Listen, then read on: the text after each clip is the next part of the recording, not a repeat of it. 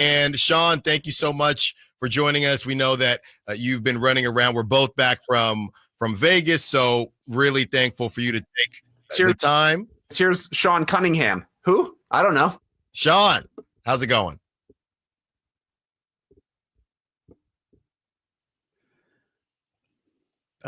We got Sean. Y'all got me. Sorry about that. Yeah. We got you. How you doing, my guy? I'm doing all right. I just realized this was the first time I've had my computer set up kind of deal since getting back from Vegas, and there's always inevitably like a step or three that I end up forgetting that I need to do. So I think we're good. Like, so I hope everything's good. I still got a little bit of the Vegas fog in me, but I'm doing good. How are you, Allen? I'm good. Jason asked me. I said I'm probably about 80% right. I'm almost back to normal Allen from the Vegas shenanigans. It was a great time. You drove there and back, which is impressive in its own right. So I don't know how you pulled that off. First time doing so, and the reason being is, well, not to get too personal, I suppose, but don't be like Sean, because he doesn't have the real ID situation figured out. I had to go through a little bit of a move, and different name on the birth certificate, biological father, a lot of drama there.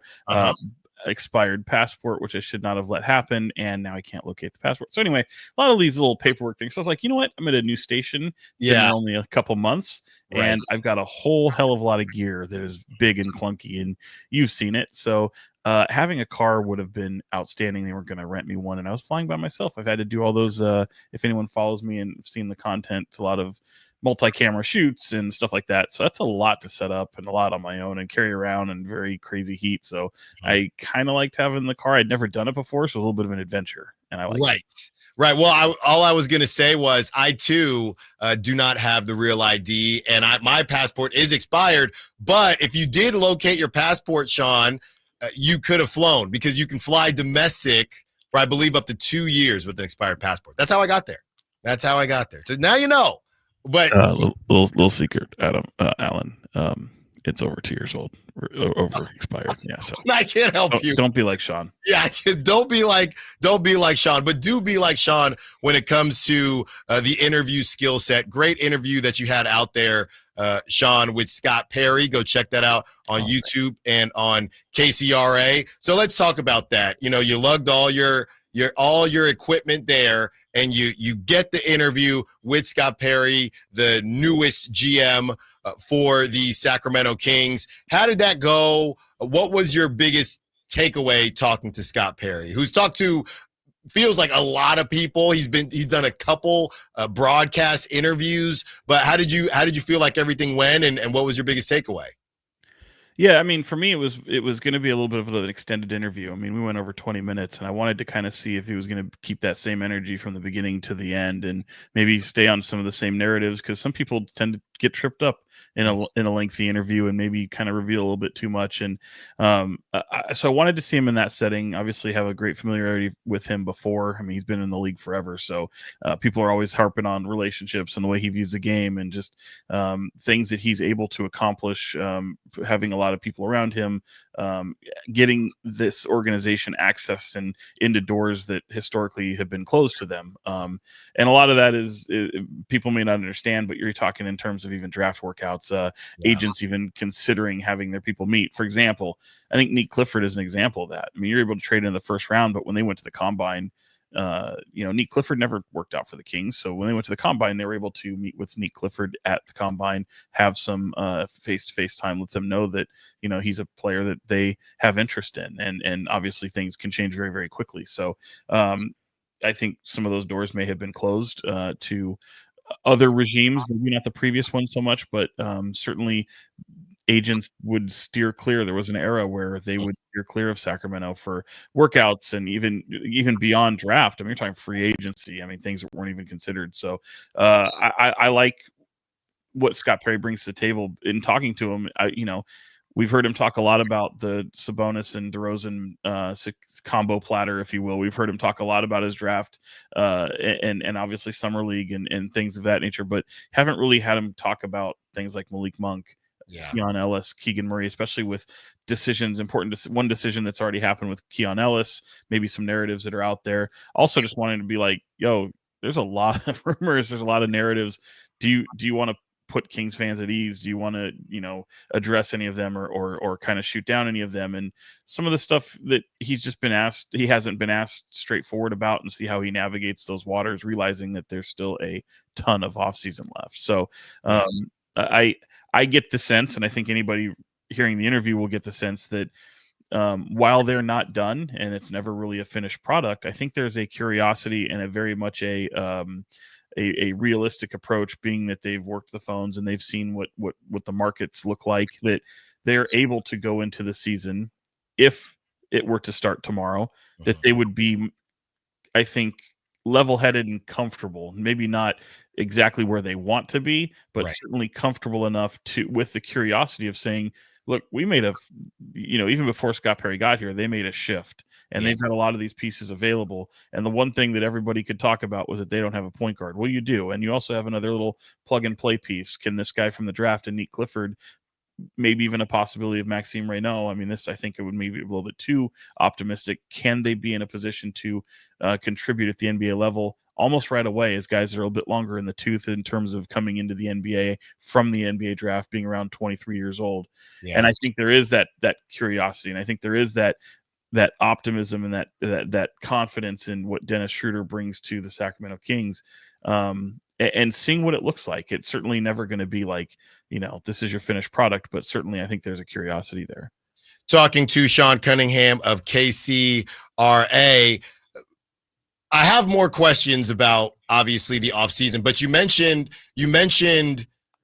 some of the questions, and obviously go check out the whole interview on KCRA and on YouTube. But you mentioned Keegan Murray, Malik Monk. Let's go Keegan Murray first.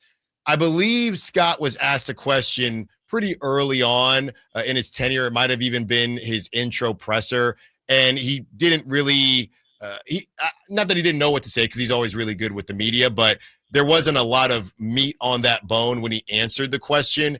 How do you think they view Keegan Murray with the extension, him being extension eligible? A couple of his draft mates just got extensions. How do you think they view Keegan Murray and, I guess, his ceiling?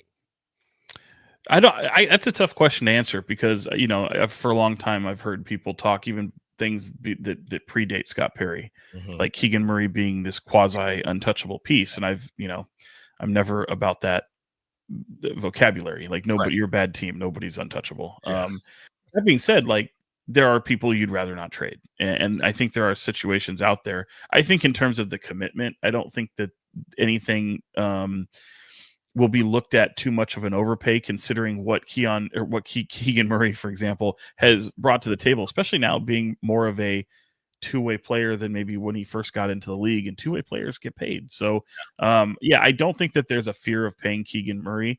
I don't think that there's an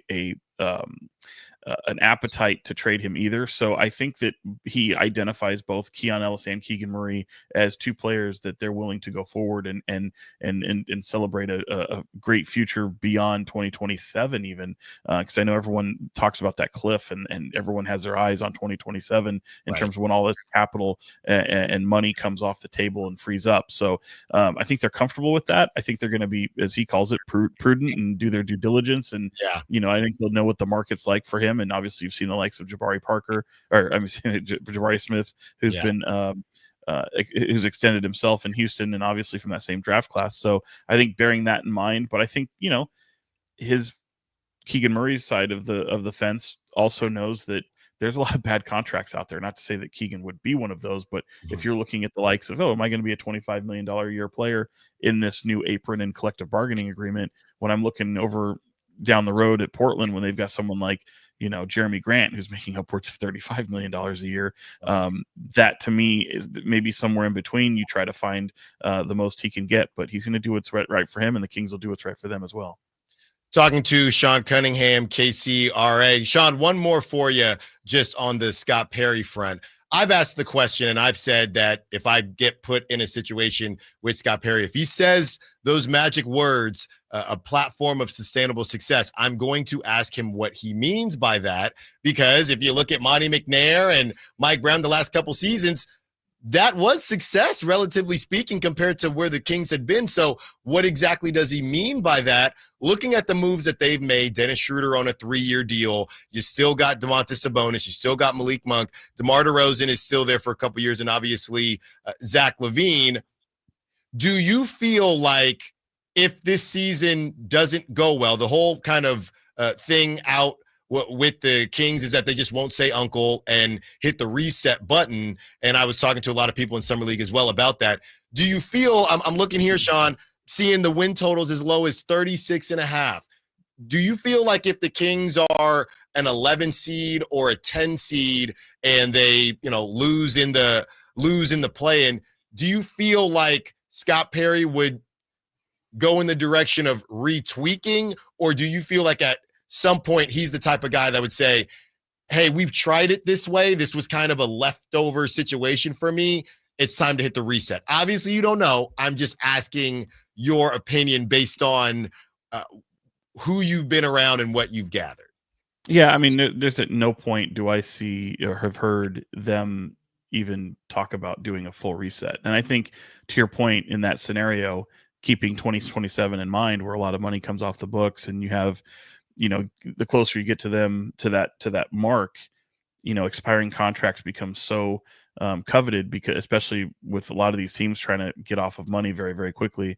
I think to answer the point is, I don't think there's ever going to be a hard reset in these next few years. I don't think there's an appetite from it. I don't think there's an appetite for it within that organization whatsoever.